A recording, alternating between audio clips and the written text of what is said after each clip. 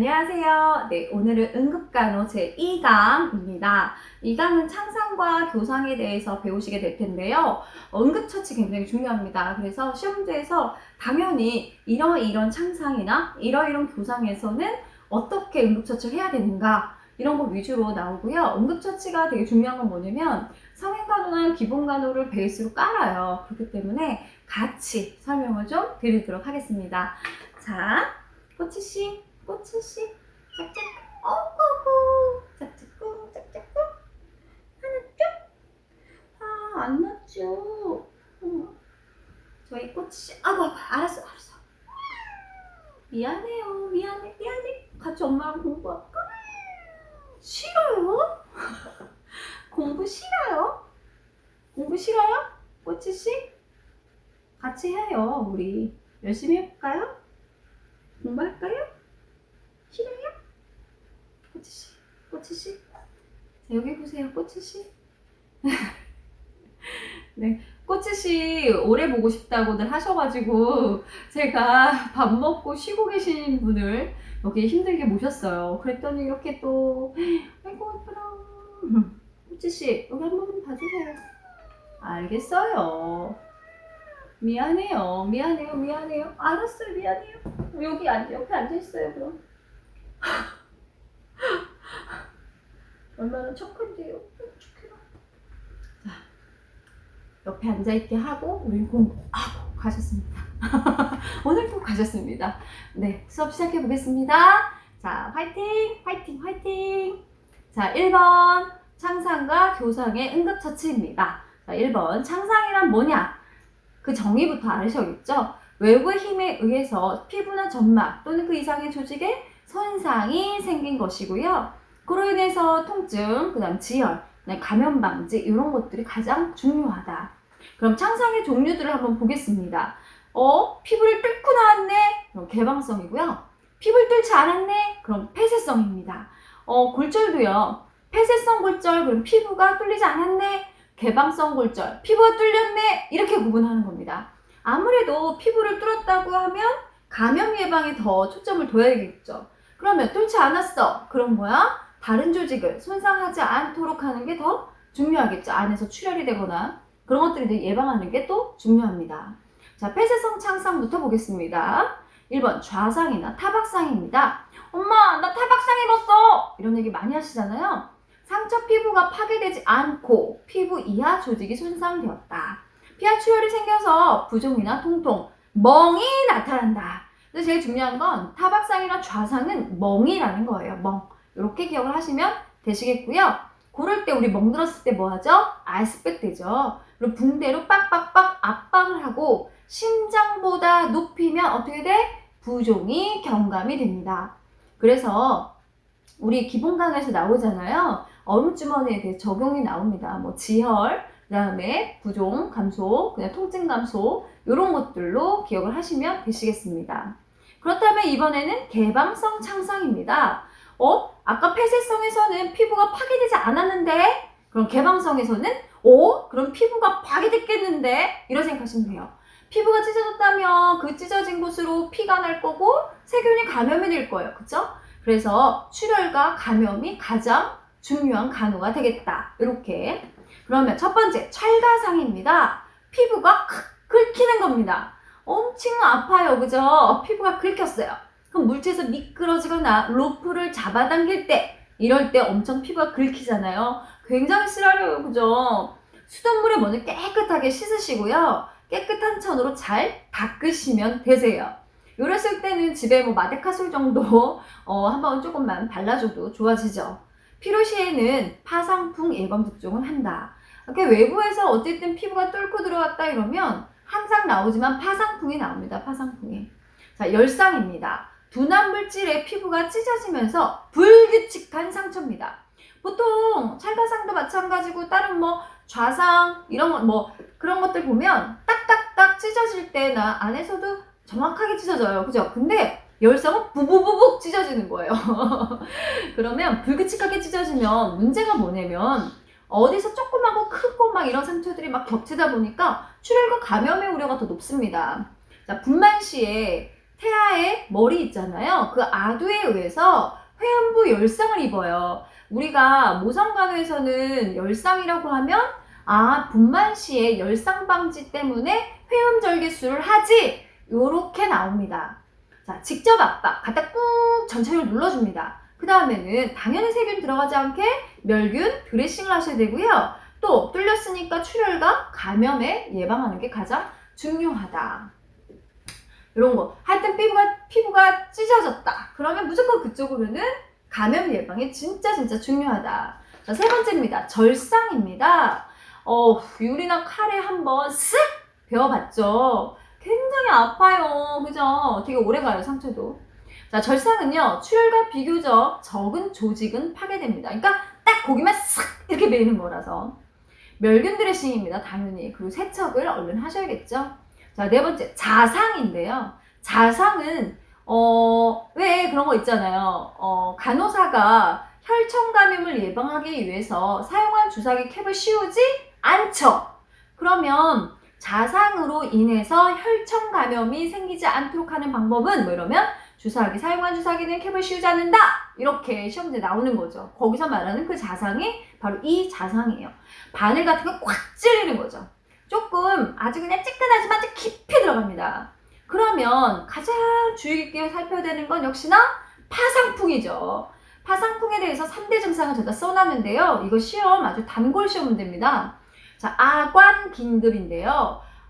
아관긴급이 뭐냐면 입을 벌리는데 저 한번 봐주시겠어요? 파상풍의 3대 증상 설명을 좀 드리겠습니다. 아관긴급은 입 턱을 벌리는데 이게 잘 안 벌어지는 거예요. 이쪽에 마비가 오면서 안 벌어집니다. 이거 아관긴급. 조소라고 하는 건 살짝 비웃는 듯한 표정을 짓는다. 한쪽이 마비가 오니까 이렇게 기울어지면서 비웃는 듯한 표정을 짓는다. 이것을 바로 조소. 후궁반장근의 몸이 으악 뒤로 활처럼 구우면서 보통 이럴 때도 바로 호흡곤란이 이어지고요. 숨을 못 쉬게 되는 거죠. 그러니까 파상풍이다 하면 여러분은 콱 찔리고 흙이나 먼지 뭐 이런 데서 오래 사는 균이고 이런 거 다 아시겠지만 외부에서 어떤 거 찔리고 베이고 이런 파상풍이 항상 조심해야 된다는 거 알고 계셔야 될 것 같습니다. 세 가지 3대 증상 뭐라고요? 아관긴급, 조소, 후궁반장 이 세 개 외우세요. 그렇다면 역시나 감염 예방이 가장 중요하다. 감염 예방 진짜 중요합니다. 자, 5번째 결출입니다. 결출은요 살이 찢겨져서 쫙 떨어져 나갔어요. 그럼 어때요? 출혈이 아주 심하죠. 저도 결출이 얼마 전에 있었어요. 일하다가 칼을 베어가지고 쓱 한번 했죠. 그래서 응급실 갔다 왔습니다. 그래서 수혈하고 해서 봉합을 한 적이 있는데요. 대따만이 아팠습니다. 피가 진짜 많이 났어요. 그래서 직접 압박을 제가 먼저 꽉 누르고 있었고요. 그 조직은 제가 너무 작으니까 그냥 뭐 버렸지만 큰 조직 같은 경우에는 그대로 다시 덮어요. 근데 저는 쫙 그냥 떨어져 나가서 어떻게 뭐 할 수가 없었지만 웬만하면 붕대 감기 전에 떨어져 나간 피부는 원래 위치에 갖다 놓는 게 좋습니다. 오히려 그렇게 해야지 세균이 들어가지 않겠죠. 자, 요거 시험제 잘 나옵니다. 안구, 내장 이런 돌출된 장기는요. 제자리에 넣지 마라. 왜? 타조직 손상 예방, 조직 괴사 예방입니다. 그러면 우리 조직들은요. 등장성 용액을 써야 되잖아요. 등장성 많이 들어봤는데 생리식염수입니다. 생리식염수는 몇 퍼센트? 0.9%. 우리 몸과 똑같아요. 체액과 농도가 같아요. 그러니까 삼탑이 일어나지 않겠지요. 그래서 멸균포, 생리식염수에 꽉 적신 멸균포로 덮어주면 이런 안구나 내장 등은요. 우선 부종은 최소한 막을 수 있고요. 또 감염 예방도 예방할 수 있겠죠. 하지만 막 거기에다가 집어넣는다고 하면 옆에 있는 조직들이 다 뭉개져요. 쉽게 얘기하면. 그렇기 때문에 다른 조직들이 다 손상을 받는다. 이렇게 보시면 되시겠습니다. 자, 절단된 신체 부위의 보관법인데요. 실제로 가장 많이 흔한 건 손가락이나 발가락입니다. 이렇게 절단된 신체 부위는 어떻게 하느냐? 이것도 응급에서 꽤 잘 나왔던 시험 문제인데요. 청결한 거, 즉 방포로 절단된 부위를 싹 싸요. 그러니까 깨끗한 걸로 싹 싸라고, 떨어져 나간 거를. 그렇지만 병원에 갈 때까지는 얼음에 직접 따면 안 되고요. 우리 비닐 주머니에다가 손가락 절단된 걸 우선 넣습니다. 그리고 나서는 얼음이 있는 통에다가 담그는 거죠. 무슨 말인지 이해되시죠? 얼음 자체에 내 손가락 떨어진 손가락이 닿지 않게 비닐봉지에 싸서 얼음에 넣는다. 그런 뜻입니다. 드라이 아이스는 절대 안 된다. 자, 6번째입니다. 교상. 교상이 뭐냐면 물리는 겁니다. 근데 물리는 게 한두 개냐고. 사람한테 물릴 수도 있고 개한테 물릴 수도 있고 뱀, 곤충 등에 물릴 수 있습니다. 우선 사람한테 친구들끼리 어린 아이들은 어린이집에서도 많이 물고 하잖아요, 서로. 근데 그거 쉽게 그냥 넘기시면 안 되는 게요. 사람의 타액에는요 엄청난 많은 세균이 있습니다. 그래서 교상 중에서도 사람이 만약 깊이 정말 세게 물어서 조직이 떨어져 나갈 정도로 물었다라고 한다면 급히 빨리 병원 가셔야 됩니다. 세균 감염 때문에. 우선 이렇게 물리면 비눗물로 싹 씻어내고 빨리 병원 후송합니다. 사실 이 비눗물은요 기본관에서 한 번씩 나왔는데요. 단기균, 그러니까 일반적으로 여러분들 손 씻을 때 비누 쓰시잖아요. 그러면 단백세균이라고 해서 죽은 조직들, 떨어져 나가는 세균들이 다 죽어요. 그리고 피부 속에 붙어 있는 세균들이 떨어져 나가고 다 죽기 때문에 비누만 사용해도 1차적인 세균 감염은 예방할 수 있다라고 되어 있거든요. 그러니까 우선 깨끗하게 씻어라. 그리고 병원 가라. 그 얘기입니다. 자, 개라고 하면 광견병이죠. 발음이 좀 잘 안 되네요. 광견병입니다. 자, 여러분들 아시겠지만 미친 광입니다. 그래서 미친 게 침 속에 있는 병독에 기한을 했다. 옛날에 그렇게 얘기를 했죠. 원래대로라면 이제 감염병이나 이런 데서는 늑대도 나오고 광견병 이 기준에 개도 나오지만 늑대도 나오고 막 그래요. 근데 늑대를 볼 일은 없으니까 기본적으로 우리가 멍멍이 개다 이렇게 생각을 하는 거죠. 자, 그랬을 때 제일 먼저 역시나 비눗물로 닦는 게 제일 좋습니다. 아까 우리 사람한테 물렸을 때도 비누로 닦잖아요. 근데 집에 알코올이 있었어. 70% 알코올이 있었으면 그걸로 닦으셔도 되고요. 하지만 다시 식염수로 한 번 더 닦아내셔야 됩니다. 식염수로 마지막에 한 번 더 닦아낸다는 건 뭐냐면 깨끗하게 세척이라는 소리예요. 세척.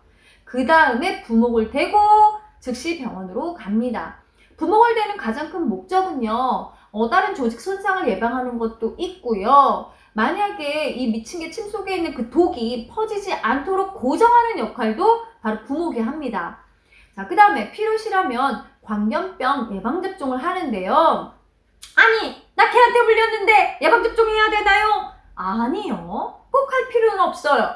왜냐면 잠복기는 보통 열흘에서 8개월까지예요. 그래서 그 개를 요래 10일 동안 묶어놓고 지켜봐. 근데 그 개가 10일 이상 더 잘 사는데 아주 잘 살아있는데 그럼 그 개는 미친 개가 아니었습니다. 그러니까 나도 괜찮죠. 접종할 필요가 없습니다. 근데 미리 예방 차원에서 맞으시겠다면 맞겠지만요. 그쵸? 근데 이제 만약에 이 개가요 한 3, 4일 있다가 콱 하고 죽었어. 그러면 어떤 일이 벌어져요? 나도 광견병인 거잖아요. 감염인 거잖아요. 이때는 형성된 항체, 면역 글로불린 자체를 맞습니다. 아예. 왜냐면 지금 와서 백신을 맞을 수는 없는 거예요. 그죠? 근데 그 개가 살아있으면 그러면 내가 예방 차원에서 백신을 맞을 수는 있지만 내가 지금 진짜 그 미친 개한테 물렸어요. 그러면 치료 과정인 거니까 면역 글로불린인 겁니다. 아셨죠? 자, 세 번째, 뱀입니다. 뱀. 독사한테 물립니다. 저는 시골에 살아서 이 독사를 많이 봤는데요. 예전에 또 시험대에서도 이것도 나왔었어요. 틀린 걸 골라라 해서 이 교상의 종류들을 다 주고 틀린 걸 하나 골라라 해서 독사는 윗 이빨이 2개고 아랫이빨은 말구평이다. 이 부분을 바꿔놨었어요. 그래서 윗이빨이 말구평, 아랫이빨이 2개 이런 식으로 있어요. 틀린 걸 고르세요. 국가고시에서 그렇게 나왔던 적이 있으니까요. 윗이빨은 아마 만화나 어디 다큐멘터리에 보면 맨날 뱀들 하잖아요. 그죠? 이빨 2개가 위에서 내려오잖아요. 그리고 아래는 말구평입니다. 자, 그 다음에 우선 되게 예뻐요. 실제로 저도 어렸을 때 독사 많이 봐서 아는데 엄청 이뻐요. 아주 화려하게 생겼어요. 그리고 머리가요. 와우, 살모사 완전 삼각형이거든요. 걔 치명적입니다. 그냥 머리만 봐도 우리가 독사다라는 걸 알 수 있을 정도로 화려하고 삼각형의 모양을 띄었습니다. 그리고 물린 자국 딱 보면 날카로운 이빨 2개와 밑에는 약간 뭉툭한 게 깔려있는 게 바로 독사라는 거. 독사 구분법도 가끔 나오니까요. 여러분 알고 계셔야 될 것 같습니다. 자, 어떻게 해야 되냐? 응급처치를 보자면 물린 즉시 독이 퍼지지 않도록 하는 게 제일 중요하다. 독 퍼지면 심장으로 바로 간다면 여러분 너무너무 위험합니다. 그래서 몸을 움직이면 어떻게 돼? 순환이 증진되지 안 됩니다. 그래서 몸 움직이지 마시고요. 물린 부위는 심장보다 아래쪽입니다. 잘 생각하셔야 돼요. 부종경감은 위로 올리죠. 말초가 위로 가죠. 근데 내가 지금 독이 있단 말이야. 그럼 심장보다 위로 올리면 어떻게 돼? 독이 어레레 심장으로 바로 가네 이렇게 되는 거죠. 근데 만약에 이 독이 심장으로 빨리 안 가게 하려면 거꾸로 올라가려면 아이고 힘들어! 그건 독이 잘 안 퍼지겠지. 이해되셨죠? 그리고 이번에도 부목으로 고정을 합니다. 독이 퍼지지 않도록 하는 거죠. 물린 부위를 칼로 샥 절개하시는 분들도 가끔 계세요. 독이 빨리 빠져나갈 수 있게 출혈을 일으키면 독을 다 빼낼 수 있다라고 하시는데요. 만약에 혈관을 건드린다면 엄청난 출혈이 생길 거고요. 가장 무서운 건 파상풍입니다. 파상풍. 그 칼이 균이 없다는 그런 걸 우리가 알 수가 없잖아요. 그죠? 파상풍균이 있을 수도 있는 거니까요. 그 다음에 입으로 독을 빨면 입에 상처가 있을 때는 독이 퍼져서 위험하다. 근데 원래 상처가 없는 사람이 독을 뽑아내는 게 가장 빠르다라고 나와 있지만 교과서에도 그렇게 나와 있어요. 그렇지만 만약에 입 안에 상처가 있다면 그 빨아준 사람이 크크닥 할 수도 있습니다, 여러분. 그리고 얼음찜질, 왠지 얼음찜질이 좋을 것 같죠? 왠지 생각에 아프잖아. 독이 안 퍼지려면 마취 효과도 좋고 순환을 경감시키니까 얼음찜질 아닌가요? 안 됩니다. 왜냐하면 조직괴사가 될 수 있어요. 독이기 때문에 괴사로 이어지기 때문에 얼음찜질을 하지 않는다. 제가 시험제 내면 얼음찜질을 한다. 틀린 걸 고르시오. 요러겠습니다. 얼음찜질 안 된다. 그 이유는 뭐다? 괴사. 자, 네 번째입니다. 곤충이죠. 곤충. 피부에 곤충의 침이 박혀있는지 먼저 확인하셔야 돼요. 뭐든 어떤 곤충한테 물던 그 침부터 확인하시고요. 신용카드나 손톱 등으로 침을 샥 하는데 시험지에서는 신용카드로 나왔었어요. 신용카드를 밀듯이 쭉 해서 해라. 근데 만약에 손가락으로 뽑아보려고 막 애를 쓰잖아요? 그럼 어떤 일이 벌어져? 안으로 더 들어갑니다. 그래서 저도 어렸을 때 저희 집도 벌을 또 했었어요. 그래서 많이 아는데 벌한테 쏘였을 때 가만히 있어야 돼요. 그거를 손톱으로 딱 건드리면 점점 들어갑니다. 그럼 깊이 들어가거든요. 굉장히 위험해질 수도 있고요. 더 아파요. 엄청. 근데요. 벌에 물렸을 때 여러분 뭐부터 관찰해야 될까요? 제일 중요한 아나필락시스입니다. 벌침을 맞았는데 갑자기 나 죽을 뻔했어. 막 이런 분 계시잖아요. 그게 바로 아나필락시스가 온 거예요. 곤충 막 이런 거 음식이나 그다음 약물에 대한 알러지로도 아나필락시스가 오지만 이렇게 벌이나 벌레, 곤충에 물려도야 아나필락시스가 올 수 있다는 거죠. 그러니까 내가 벌에 쏘였어. 그러면 2-30분간은 잘 봐야 돼요. 갑자기 호흡곤란으로 이어질 수도 있거든요. 그렇다면 아나필락시스 한번 정리하고 가겠습니다. 대체 왜 맨날 다른 과목에서도 아나필락시스가 나올까? 아나필락시스 샥은요. 피부에 두드러기가 똘똘똘똘 올라옵니다. 알러지니까요. 가장자게 나타나고요. 호흡기 쪽으로는 호흡곤란이나 기도폐쇄가 나타나요. 그래서 아나필락시스일 때 숨을 못 쉬겠다. 얼굴 쪽이 부어오른다. 빨개진다. 목이 막 두꺼워진다. 이런 걸 느낍니다. 자, 갑자기요. 저혈압 등 샥 증상을 일으켜버리고요. 으악 하면서 막 토하고 설사하면서 뒹굴뒹굴 굴릅니다. 온몸에 저항 반응이죠. 우리 아나필락시스라는 거는 과민한 병적인 반응을 뜻하니까요. 자, 치료는 뭘로 한다고요? 0.3cc의 에피네프린입니다. 에피죠! 아마 드라마에서 많이 들으셨을 거예요. 그 에피죠! 이거는 CPR 할 때 우리가 많이 들었었잖아요. 자, 역시나 에피네프린은요, 기관지를 우선 열어주고요. 혈압과 그 다음에 맥박수를 상승시켜줘서 심장이 다시 뛸 수 있게, 우리 몸이 다시 움직일 수 있게 도와주는 역할을 합니다. 무엇보다 가장 중요한 기관지 확장이죠. 에피네프린입니다. CPR 할 때 줄 수 있는 약물은 에피네프린. 가장 중요한 약이고요. 아나필락시스도 역시나 숨을 쉬게 해야 되니까 에피입니다. 아셨죠? 자, 오늘도요, 이렇게 잘 끝내셨고요. 다음 시간에는 CPR입니다. CPR은요, 어린이가 다르고 성인이 또 달라요. 그래서 그 구분법, 시험 문제에서 한 문제가 나오겠죠? 그리고 이제 자동제 세동기, AED기에 대해서도 한 문제가 나올 확률이 높기 때문에 그런 부분들 같이 한번 또 해보겠습니다. 아유, 오늘 또 고생하셨어요, 여러분. 힘내시고요. 제발 좋아요 좀 눌러주고 댓글도 좀 이쁜 거 좀 달아주세요. 저도 열심히 하겠습니다. 화이팅! 힘내세요. 화이팅! 안녕.